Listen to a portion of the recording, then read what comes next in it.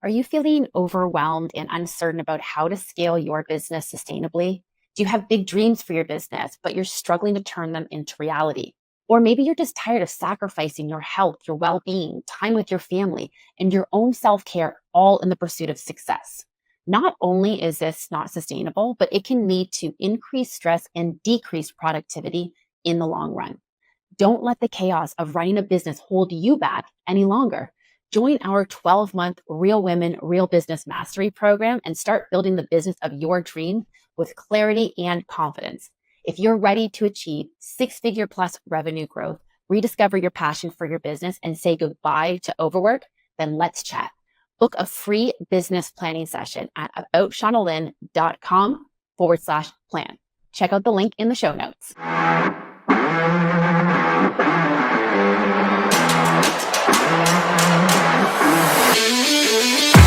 Hello and welcome to the Real Women, Real Business podcast, where we empower passion-driven female entrepreneurs to achieve success without burning out. I am your host, Shauna Lynn Simon, and I am a business coach, I'm an author, and I am a home stage and interior design expert. And today we're talking about how you can add an extra 6 figures plus to your business revenue in the next 12 months. Yes, you heard that right, 6 figures. Now, to do this, we're going to be covering 3 key strategies. If you can accomplish all 3, you will be well on your way to an additional 6 figures. So what are those 3 strategies that we're going to be covering today? Well, number 1 is increasing the volume of clients that you have. Number 2 is going to be increasing the dollar value of each client. And number 3 is increasing the efficiencies in your business. All right, so let's get started. I want to give one quick disclaimer before I get into this. Most of my students and my coaching clients are in the service businesses. So this is one of the reasons why I refer to customers as clients. Now, if you happen to sell a physical product and feel that you have customers instead of clients, or maybe you call them something else, maybe they're members, that's totally cool. But for our purposes here today, I'm going to be referring to all customers as clients. So just want you to keep that in mind.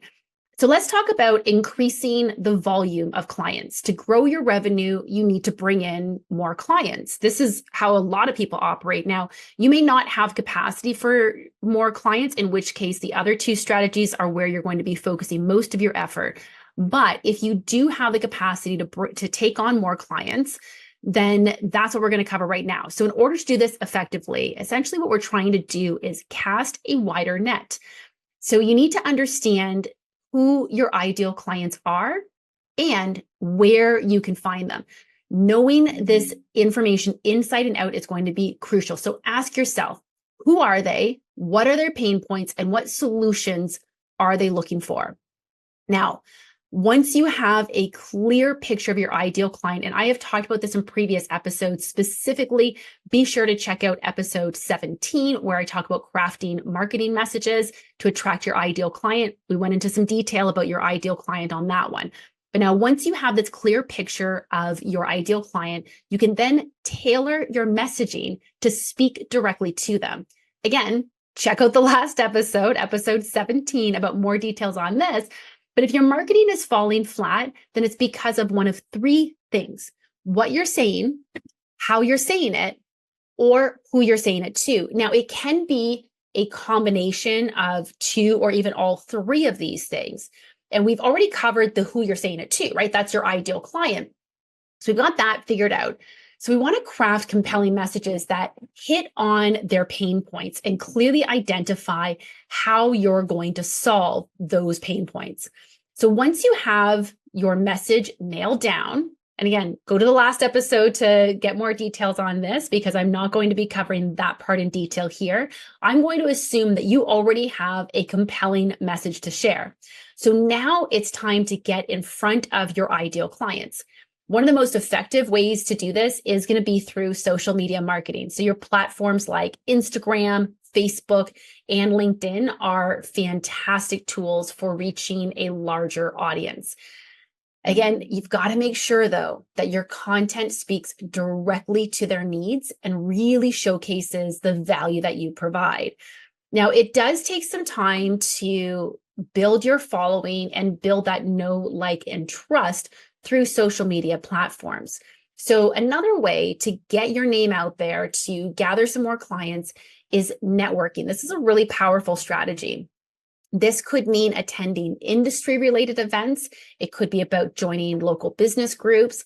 It could even be online related. This doesn't need to be a physical in-person networking. There's lots of ways that we can build relationships online and attend networking type of events where we can meet other entrepreneurs. Perhaps you've joined a mastermind group with fellow like-minded entrepreneurs who may be able to share in some of the services that you offer to growing your client base. The more relationships you have, even if they're not going to hire you directly themselves, they are an opportunity for potentially some referral business. So on that note, referral programs can be a huge source of ideal clients. Your clients want to know, like, and trust you, right? And the best way that they can do that is to have you recommended. This is one of the reasons why online sites that post reviews and testimonials are so popular, because no one wants to invest in something without knowing that there's some proof behind the value of that. Someone else singing your praises as a referral is doing exactly that for you, but tenfold. So encourage your current clients or past clients to refer others to you, and perhaps offer them an incentive to do this. So this might be a discount or a free service of some sort, but word of mouth is so, so powerful. And then lastly, you want to optimize your lead generation efforts. So lead generation, this is where you're getting more and more prospects coming into you. Are they all going to be an instant client? No. But if you can get them into your radius, into your circle, onto your radar, then you can begin to nurture them. So ensure that your website has a clear call to action that guides your visitors to either book your services or schedule consultations, or at the very least, get onto an email list. You can also encourage them, of course, from your website to follow you on social media. But most of the time these days, it's more likely that they found your website through social media rather than the other way around. Email marketing, so many people say that it's dead, but I am here to tell you that it is absolutely alive and just as strong as ever. And this is something that you get to control, right? Instagram, Facebook, LinkedIn, all of these are controlled by other parties that can change the algorithms and change the rules at any time. Email marketing is something that has remained relatively consistent for numerous years and will continue that way for some time. So this is a great way to be able to nurture potential clients, sharing them updates and what's going on, what you've got coming up, any special offers you've got going on. And this is a way to take potential future clients and keep them in your database, keep them close to you so that when they are ready and they do need what you're selling to them, they can easily access it and you will be top of mind for them. So continually engage them with valuable content and offers. Now, if you want some really quick and easy marketing tips, go to aboutShaunaLynn.com/boost. Okay, aboutShaunaLynn.com/boost, BOOST. Get my guide to increase your revenues and clients in 30 days with just 5 minutes a day. Check it out. Okay, so now let's discuss how to increase the dollar value of each client. As I said earlier, if you don't have the capacity to take on more clients, then in order to increase your revenues, you're going to have to increase the dollar value that each client is spending. So of course, one straightforward way to do this is simply by raising your prices. And I know that it can be intimidating, but remember, your time and your expertise are super valuable. So conduct market research to understand what your competitors are charging and see where your rates come in. How do you want to position yourself against your competitors? Do you want to be average? Do you want to be a low cost leader? Do you want to be considered budget friendly? Would you like to be considered more high end, luxury, elite? What would you like your pricing to be? So take a look at what your competitors are doing, and that will help you to identify where you can move your pricing to. And if you're communicating the value that you bring to your clients clearly, they will be willing to pay for your services. Again, go back to the messaging that you've created and use that for your existing clients as well when it comes to raising your pricing. Now, pricing, I will admit, is a whole other episode in and of itself, but I'm going to give you just a couple of quick tips for raising your prices. People are often held back from doing this due to the reaction or the perceived pushback that they're going to be getting from their current client base. But here's one of the tricks that I will tell you right now, makes it super easy to raise your prices. And that is raise your prices for any new clients immediately. Okay. You don't have to wait to do that. You can immediately raise your prices for any new clients that come in. And then advise your current clients that rates are going to be going up. But you'll hold their rate for a predetermined amount of time. How much time is dependent on you. Take a look at it, what seems reasonable based on the type of service you're offering, the value of it, but advise them that you will be doing this. And then introduce tiered pricing. If you don't already have tiered pricing, I won't go into all the details of this, but I call it my Goldilocks pricing. And basically, I recommend having 3 price points for essentially a similar product. One's got all the bells and whistles to it. One's kind of stripped down. And the middle one is your core offering that you want majority of people to be in. So if you don't currently have tiered pricing, take whatever your current core service is. That is now your middle product. What can you add to it to create a higher tier? And what can you take out of it to create a lower tier? And then add some additional items potentially to boost the value even of that core tier as well if you want to. Now, another effective strategy for increasing the dollar value of each client is upsells. What can you sell them in addition to what they're already buying? There's also cross-selling additional services and products. So what are some things that really complement what they're already doing that maybe they want to kind of double down on things a little bit, right? So for example, if you are a home stager, which of course, given my experience in home staging and design, I work with a lot of home stagers and a lot of interior designers. The homeowner seller, maybe you can offer them a redesign consultation for their next house. And maybe it's something you're just kind of throwing in there as a way to increase the tier or the value of that service, but it is an additional fee. So maybe it's something you just kind of bundle up and say, listen, if you buy it at the same time, I'm going to give you a discount on it. And that will encourage that bundling. So it provides more value to your clients and increases your overall revenue.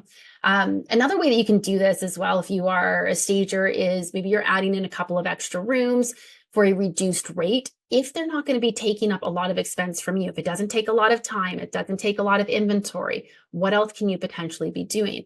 Perhaps you've identified that your client, could use some planters on their front porch. So maybe you offer to go out and buy these planters for them. So now you're charging for your time. You're going to upcharge those planters and boom, you just made an extra few $100s, right? So now if you've introduced tiered pricing, you can also work with them to try to incentivize them to move into the next tier. So this might mean perhaps upgrading them at no charge for their first time so they can get a taste of it and see what it's like, with the goal to then increase all future transactions with them if it is something you can do on a repeat transaction basis. If not, then how can you get them from the base tier into that middle tier, or from the middle tier into that higher tier? What is it that they need to see from you in order to push them into that? And is that what makes the most sense for them? If it does, it's an easy sell, right? Here's all the value. Here's why this makes the most sense for you. Lay it all out for them and they'll be eager to take you up on that offer. If you're looking for incentives, think about something that takes minimal time and minimal investment, but can have a high perceived value to someone else. So this could be something, for example, that you've created some sort of magical guide for your clients that you throw in as a bonus. So let's say you're a nutritionist, for example, and maybe you've got this system for being able to pump out meal plans really easily. So you're going to give them a custom meal plan for signing up for a consultation with you at, say, a small fee. And really, it only takes you a few minutes to do, but you just added value to it. So you can charge them probably a bigger fee than what you actually you could decide to give it to them as a small incentive, or you could give it to them as a higher priced item. When it comes to increasing the dollar value of each individual client as well, take a look at some of your partnerships too. Form some strategic partnerships with businesses that maybe complement your services. So how can you guys team up to offer your services in sort of a bundled way? So it's not you offering the additional services, but you're both bundling your services together in order to get someone into that higher price point and utilize you even more. So maybe you can charge for these other services and add a markup to it to bundle those together. But again, you don't necessarily have to be offering them. These can also help to lead to referrals, of course, and additional revenue streams. So now let's go to increasing efficiencies in your business. This is probably the one that I would say most people struggle the most with. Most people are like, I'll just bring in more clients and I'll just make more money per client. But the challenge is that if you haven't improved your efficiencies, you're going to cap out at some point as to how much capacity you have. And you might be thinking, well, I just need to keep hiring more people. But now you're increasing your expenses every time you hire someone. So if your efficiencies are not intact, then you're going to be continually essentially making similar revenue. At the end of the day, you might increase your revenue, but your profit doesn't change. So you're going to be hard pressed, I think, to find any business owner that couldn't use a few more hours in a week. So I want to give you some tips for increasing your efficiencies. Here's the thing too. People will tell you busy is good, right? How often have you told someone, oh, things are busy. Oh, well, busy is good, right? They're wrong. Okay. The truth is that if you're busy doing all the wrong things, if you're busy doing things that are distracting you from your high level tasks, from your goals, then busy could actually be causing you more harm. So the first step to improving efficiencies is to evaluate how your time is being spent. Having that crystal clear vision of what it is that you want to accomplish, and put some specific timelines to this as well, of like, this is my goal in 3 months, 6 months, 1 year. That's going to help you to stay on track. So this is going to be key. Go back to our earlier episode where we talk about outlining your vision and getting clear on this. But by having that clarity of what it is you're trying to achieve and where you want to go with your business, it's going to make it easier for you to say no to any opportunities that don't bring you closer to your goals. Now, I have a tendency to work with what I call the accidental CEOs. So this means that you knew that you were starting a business, but you didn't necessarily realize that you were going to be running a company. And I'll be honest, very few of my clients actually created a business plan before launching their business. Sure, they had some idea as to what they were going to do, and they probably had a notebook full of ideas and thoughts, and they documented things, but a structured business plan, not really.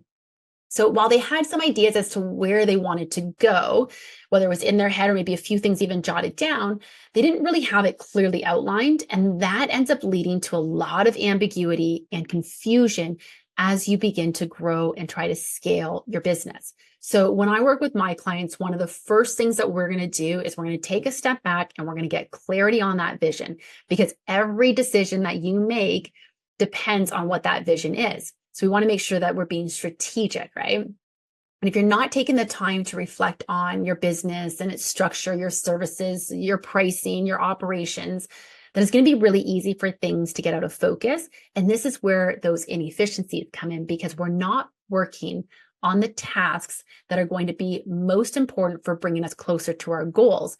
So this means that we're going to have so many tasks that get piled on and on top of one another until the point where we're at a breaking point, and we might even be burning out. So this is where this is going to lead to inefficiencies, and inefficiencies, of course, lead to a loss of income. So if you're like many of the entrepreneurs that I've worked with, you may have found yourself trapped in the productivity paradox cycle. So this means you're super busy all the time, but it feels like nothing's actually getting done. And this is because we haven't taken the time to identify those high level tasks that we should really be focusing on, that are going to allow us to move our business forward. Now, the biggest problem with the productivity paradox is not just that it affects our bottom line, which of course it does, but it's that it's going to lead to burnout. So when you're so busy doing all of the things without stopping to actually focus on what's going to get you closer to your goals, you're going to find yourself drained without much to show for it. So do not mistake busy for being productive. This is a common mistake that's made. If you eliminated some of the busy work and concentrated on the high level work that moves your business forward, you might be working on less things each day, but they're going to have a greater impact on your business. You're going to find that your to-do list is much lighter this way, and you're going to have more capacity to make better informed decisions. Optimizing your business processes is essential to save time and reduce costs. So how do you avoid falling into this trap of the productivity paradox? I want you to start by identifying any of the bottlenecks or areas where you can improve your workflows and see what you can do to streamline those processes so that you can work on some of these higher impact tasks. The effective time management is also going to be key to your success. So prioritize your tasks and focus on what truly matters. Now, one technique that I recommend is time blocking. This is huge. This is where you allocate specific blocks of time for different tasks and then work to stick to that schedule. This helps you to stay organized and ensures that you're dedicating enough time to those critical tasks. So if you have a critical task, for example, that you know is going to take you 3 hours, but you only schedule in 30 minutes for it, or if you say, I'm just going to tackle all these small tasks, and then at the end of the day, when I have a little bit more time, I'm going to focus on this high level task. The problem is that you're not going to be the most productive later on in the day because you've probably tapped out all of your capacity for creativity. So the next time management tip that I would give you is to identify and protect your most productive hours. So eliminate any distractions by turning off your notifications, by setting yourself to a schedule of time blocking, saying, I'm going to work on these tasks at these specific times, and even schedule the time that you're going to return messages. So you're going to turn off your notifications, but that doesn't mean you keep checking your email or checking your text messages or hopping onto Instagram. No, those are things that you're going to have blocked into specific time slots, and you will address those messages at those times. So then review your current tasks and evaluate whether a task can be eliminated or delegated, or can you simply just reduce the amount of time that you're spending on that task? Meetings are a great example of this. They're a huge time suck. So can you eliminate or reduce any of these meetings? Is there a meeting that could have just been an email, for example? Or perhaps it's about, sending audio notes as opposed to setting up a time to chat one-on-one. Or maybe you're doing a screen share video to communicate something rather than taking someone's time away to actually sit with you in a meeting. There's also numerous tools and resources available that can help you to automate some of your tasks. So take a look at what can be automated, and that can really help you to improve efficiencies. Utilize project management software like ClickUp or Trello, and that'll help you to track your tasks and control those deadlines a little bit. And tools like Hootsuite or Sprout Social can help you to streamline your social media management. Here's the thing, time is quite possibly your most precious commodity as a business owner. Now, my number one task management trick, okay? If you're listening, take a moment, stop what you're doing, and properly listen to this one. It's so simple, but so ridiculously effective. And I can tell you that so many people who have implemented this absolutely sing my praises, saying like, I don't know how I wasn't doing this previously. And I will admit that there are some days where I am an absolute master at this, and there are other days where I'm falling a little bit short. So give yourself some grace if you're not perfect at this every day. But if you can try to do one thing every day, or as many days as you can, it's my number one task management trick. Identify 3 top things for each day. That's it. And essentially what you're going to do is you are going to ignore all those small little tasks. This is huge. So many of us have just a ton of things on our to-do list that don't actually need to get done, or they are items that could easily be done when you have less energy. So your top 3 high focus priority tasks, I want you to identify what those are, and then I want you to put them onto some sort of list or note, whether it's a Post-it note on your screensaver, on a whiteboard. I use ClickUp, so I use the lineup feature in ClickUp, but put it somewhere where you can easily see it so it's a bit of a trigger for you. And then schedule those tasks for the start of your day. You've identified what your most productive hours are. For most people, your most productive hours are going to be at the very start of your day. So take those 3 tasks and plan to tackle them at the start of your day. Now, if you want to get some more time management tips from me, as well as get my task triage method, go to aboutshaunalynn.com/time to download my top time management task for the busy female entrepreneur. Okay, so let's recap the points that we discussed today. So first, we talked about increasing your volume of clients by understanding your ideal client, using effective marketing strategies, networking, and optimizing your lead generation. Next, we covered how to increase the dollar value of each client by raising your rates, by upselling them, by doing cross-selling and leveraging your partnerships. And then lastly, we discussed the importance of increasing efficiencies by optimizing your business processes, effectively managing your time, and using some tools and resources to help you to automate things. So I encourage you to implement these strategies and see how they can transform your business. If you'd like more personalized advice, feel free to reach out and schedule a call with me. I'm here to help you to achieve your business goals. I would love the opportunity to work with you. And depending on when you contact me, sometimes I have some capacity for taking on one-on-one clients. But if not, I've always got room in our Real Women, Real Business 12-month mastery program. Now, as a special offer to all of my podcast listeners, I'm offering a free business planning session to discuss how you can apply these strategies to your unique business situation. So simply go to my website, aboutShaunaLynn.com/plan, or check out the show notes for more information on how to set up this call. So listen, if what I'm saying here today has resonated with you, then I hope you will tune in again next week. And please share this episode with a fellow female entrepreneur that you know will benefit from it. That is one of the best ways to provide me with support on this podcast so that I can continue to come back to you every single week with new guests and new ideas, but it will also help a fellow entrepreneur of yours on their journey. Be sure to leave us a review and subscribe to us wherever you get your podcasts. Thank you so much for tuning in today. Until next time, keep thriving.